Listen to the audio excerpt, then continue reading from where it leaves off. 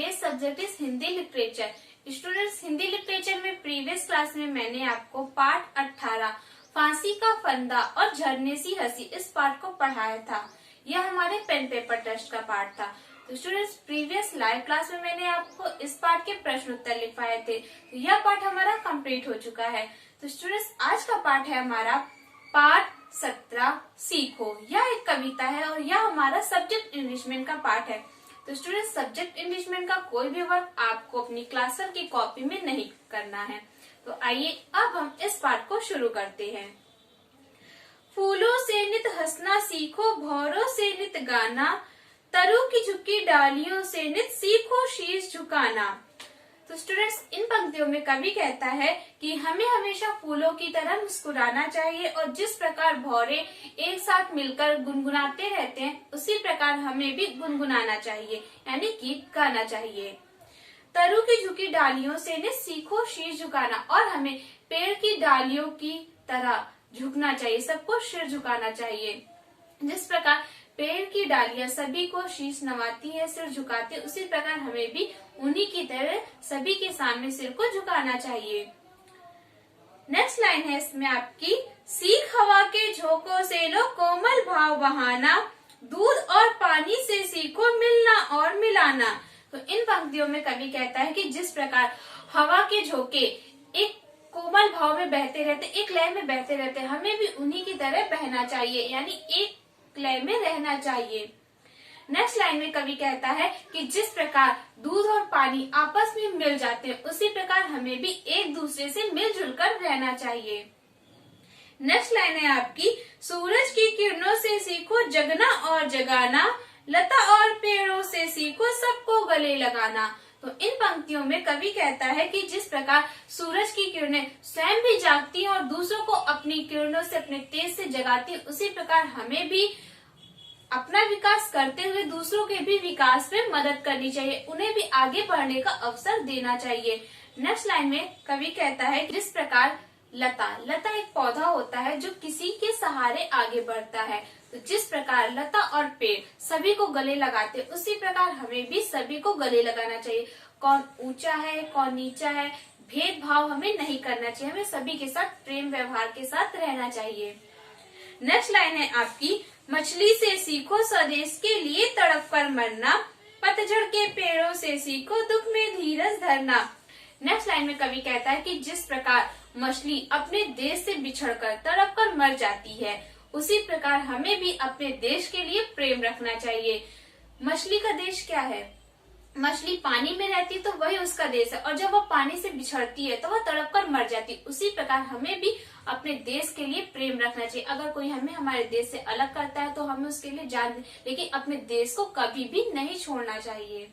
पेड़ों से हमें क्या सीखने के लिए कह रहे हैं? यहाँ पर कह रहे हैं पतझड़ के पेड़ों से, यानी जब पतझड़ का मौसम आता है उस समय पेड़ के सभी पत्ते गिर जाते हैं और वह एकदम वीरान हो जाता है, अच्छा नहीं लगता है, लेकिन पेड़ उस समय भी धीरज रखता है कि आने वाले समय में फिर से मैं हरा भरा हो जाऊंगा। तो उसी प्रकार हमें भी दुख के समय धैर्य रखना चाहिए कि आने वाला समय हमारा अच्छा होगा। अभी हमारे पास दुख है तो क्या हुआ, आगे हमारे पास सुख होगा। तो इसीलिए जिस प्रकार पेड़ पतझड़ के समय भी अपने धैर्य को नहीं खोते, उसी प्रकार हमें भी अपने धैर्य को दुख के समय भी नहीं खोना चाहिए। तो स्टूडेंट्स, यह था हमारा पाठ। तो स्टूडेंट्स, इस पाठ में इस कविता के माध्यम से हमें बहुत सारी अच्छी अच्छी बातें सीखने को मिली कि हमें प्रकृति में जितनी भी चीजें हैं उनसे कुछ ना कुछ प्रेरणा लेनी चाहिए, और किनसे हमें क्या प्रेरणा दी गई है वही इस कविता में बताया गया है। तो स्टूडेंट्स, इस कविता का सारांश क्या है, आइए पढ़ते हैं। प्रकृति हमें नित्य नई बात सिखलाती है, यानी प्रकृति में जो भी चीजें वो हमें नित्य नई बातें सिखाती रहती हैं। प्रकृति की प्रेरणा से हम अपने जीवन को सफल एवं सुखमय बना सकते हैं। प्रकृति जो हमें प्रेरणा दे रही है, अगर हम उसे अपने जीवन में अमल करेंगे, उसका प्रयोग करेंगे तो हमारा जीवन सफल भी होगा और सुखमय भी होगा, यानी आरामदायक होगा। सीखो कविता का मूल भाव यही है। यह जो कविता दी गई है सीखो, इसमें यही बताया गया कि किस प्रकार हमें प्रकृति से प्रेरणा लेनी चाहिए और उससे अपने जीवन को सुखमय और सरलमय बनाना चाहिए। कविता को पढ़ने और इसका अर्थ समझने के बाद अब आते हैं हम शब्दार्थ पर। तो स्टूडेंट्स पेज नंबर 100, यहाँ पर आपके जो शब्दार्थ दिए गए आपको इन्हें याद करना है। इसमें पहला शब्दार्थ है आपका नित। नित का अर्थ होता है रोजाना। शीश, शीश का अर्थ होता है सिर। स्वदेश, स्वदेश का अर्थ होता है अपना देश। का अर्थ होता है पेड़। लता, लता का अर्थ होता है बेल। शब्दार्थ को जानने के बाद अब आते हैं हम अभ्यास प्रश्न पर। आपका पहला अभ्यास प्रश्न है बहुविकल्पीय प्रश्न। इसमें पहला प्रश्न है, कवि फूलों से क्या सीखने को कहता है? का हंसना, खा मुस्कुराना, गा चमकना या फिर घा खिलना। तो इसका राइट आंसर होगा आपका का हंसना। नेक्स्ट है दूसरा प्रश्न, भौरों से क्या सीखा जा सकता है? का भन भनाना, खा गाना, गा काला होना या फिर घा रस चूसना। तो इसका राइट आंसर होगा आपका खा गाना। नेक्स्ट है तीसरा, तरु की झुकी डालियां क्या सिखाती हैं? का मजबूत बनना, खा फलों से लदना, गा शीश झुकाना या फिर घा जड़ से लगे रहना। तो इसका राइट आंसर होगा आपका गा शीश झुकाना। चौथा प्रश्न है आपका, कोमल भाव बहाना कौन सिखाता है? का तरु, खा फूल, गा भौरा या फिर घा हवा के झोंके। तो इसका राइट आंसर होगा आपका घा हवा के झोंके। नेक्स्ट है पांचवा, जगना और जगाना किससे सीखना चाहिए? का सूरज की किरणों से, खा चंद्रमा से, गा पक्षियों से या फिर घा फूलों से। तो इसका राइट आंसर होगा आपका का सूरज की किरणों से। नेक्स्ट है छठा आपका, सबको गले लगाना कौन सिखाता है? का फूल, खा झुकी डालियां, गा लता और पेड़ या फिर घा सभी। तो इसका राइट आंसर होगा आपका गा लता और पेड़। नेक्स्ट सातवां, मछली क्या सिखाती है? का तैरना, खा पानी में रहना, गा स्वदेश हेतु मरना या फिर घा अन्य। तो इसका राइट आंसर होगा आपका गा स्वदेश हेतु मरना। नेक्स्ट है आठवां, पतझड़ के पत्ते सिखाते हैं। का दुख में धैर्य रखना, खा झड़ जाना, गा नए पत्ते लाना या फिर घा कभी न झड़ना। तो इसका राइट आंसर होगा आपका का दुख में धैर्य धरना। इसके बाद नेक्स्ट है आपका पेज नंबर 101 पर का मौखिक प्रश्न। इसमें पहला प्रश्न है आपका, तुम्हारे चारों ओर क्या क्या वस्तुएं हैं बताओ।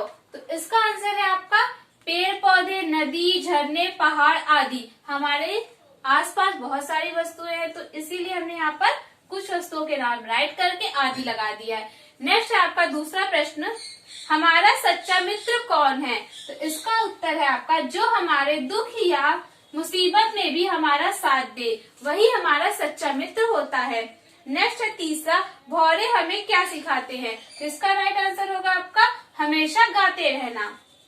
नेक्स्ट है चौथा आपका, हमारे चारों ओर की प्रकृति हमें कुछ न कुछ शिक्षा देती है। अपने आसपास देखो और ऐसी दो वस्तुओं के नाम बताओ जो हमें कुछ प्रेरणा देती हैं। तो इस प्रश्न का उत्तर है चींटी, कठिन श्रम करना। चींटी हमें क्या सिखाती है? कठिन श्रम करना। नेक्स्ट है दीपक, दीपक मीन्स दिया। यह हमें क्या सिखाता है? स्वयं जलकर दूसरों को राह दिखाने की प्रेरणा देना, क्योंकि दीपक स्वयं जलता और दूसरों को प्रकाशित करता है और उसके प्रकाश से सभी अपने रास्ते पर आराम से पहुंच जाते हैं। इसी प्रकार हमें भी स्वयं जलकर दूसरों को उनके रास्तों में आगे बढ़ने के लिए मदद करनी चाहिए। तो स्टूडेंट्स, ये हमारे मौखिक प्रश्नों के उत्तर, इन्हें आपको अपनी किताब में ही साइड में राइट करना है। तो स्टूडेंट्स, मौखिक प्रश्नों के बाद अब आते हैं हम लिखित प्रश्नों पर। तो स्टूडेंट्स, इनके उत्तर भी आपको अपने बुक में ही साइड में राइट करना है या फिर इन्हें आप अपनी होमवर्क कॉपी में भी राइट कर सकते हैं। इन्हें आपको अपनी क्लास वर्क की कॉपी में नहीं राइट करना है।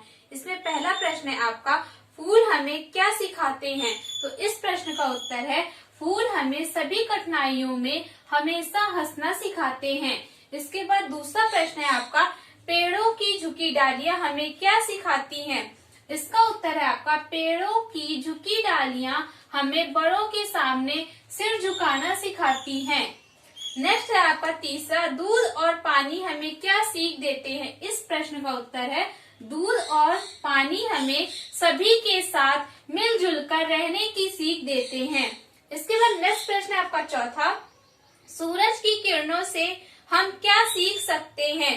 इस प्रश्न का उत्तर है आपका, सूरज की किरणों से हमें स्वयं उठने तथा दूसरों को भी उठाने अर्थात आगे बढ़ने और बढ़ाने की सीख मिलती है। इसके बाद नेक्स्ट प्रश्न है आपका पांचवा, मछली से हमें क्या शिक्षा मिलती है? तो इस प्रश्न का उत्तर है आपका, मछली से हमें अपने देश के लिए प्रेम रखने तथा अपने देश के लिए मरने की शिक्षा मिलती है। तो स्टूडेंट्स, ये थे हमारे लिखित प्रश्नों के उत्तर। इसके बाद नेक्स्ट प्रश्न है आपका गा। पंक्तियां पूरी करो। सीख हवा खाली जगह बहना। तो इन्हें आपको अपनी बुक से ही कंप्लीट करना है। आप बुक में इस कविता को देखिए और इन पंक्तियों को पूरा करिए। तो स्टूडेंट्स, यह आप स्वयं करेंगे और स्टूडेंट्स, यह भी आपका क्लास वर्क है। आज का जो भी वर्क मैं आपको करा रही हूँ वो सभी आपका क्लास वर्क है। इसके बाद नेक्स्ट है आपका घ। सीखो शीर्षक कविता में फूल, भौरे, पेड़, हवा, दूध, पानी, सूरज, लता, मछली, पतझड़ सभी प्रकृति से लिए गए हैं। ऐसे अन्य 5 शब्द लिखो जिनका संबंध प्रकृति से है। तो इसे भी आप स्वयं करेंगे, इन्हें भी आप बुक में ही राइट करेंगे। तो स्टूडेंट्स, इसके बाद आपका नेक्स्ट प्रश्न है भाषा बोधन। इसमें पहला प्रश्न है पढ़ो, समझो और याद करो। फूल, सुमन, पुष्प, सूरज, सूर्य, रवि, हवा, वायु, पवन, पेड़, वृक्ष, तरु। तो स्टूडेंट्स, ये क्या है? यह पर्यायवाची शब्द है, तो इन्हें आपको याद करना है। इसके बाद नेक्स्ट प्रश्न है आपका ख। वचन बदलो। एक फूल, एक मछली, एक डाली, एक पेड़, 1 लीटर दूध, 1 किरण। तो इसका आंसर होगा आपका, एक फूल में क्या लिखेंगे आप? 2 फूल। एक मछली, 5 मछलियां। एक डाली, अनेक डालियां। एक पेड़, 10 पेड़। 1 लीटर दूध, 5 लीटर दूध। 1 किरण, 5 किरणें। इसके बाद नेक्स्ट है आपका गा। पढ़ो, समझो और लिखो। फूल, फूलों से। इसी प्रकार जो शब्द दिए गए उन्हें आपको राइट करना है। फूल, फूलों से। भौरा, भौरों से। डाली, डालियों से। झोंका, झोंकों से। किरण, किरणों से। स्वदेश, स्वदेश से। यहाँ पर स्वदेशु नहीं होगा क्योंकि स्वदेश यानी अपना देश एक ही होता है।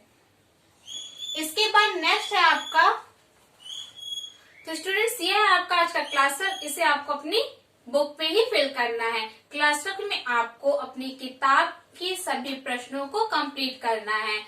तो स्टूडेंट्स, क्लास वर्क के बाद अब आते हैं हम होमवर्क पर।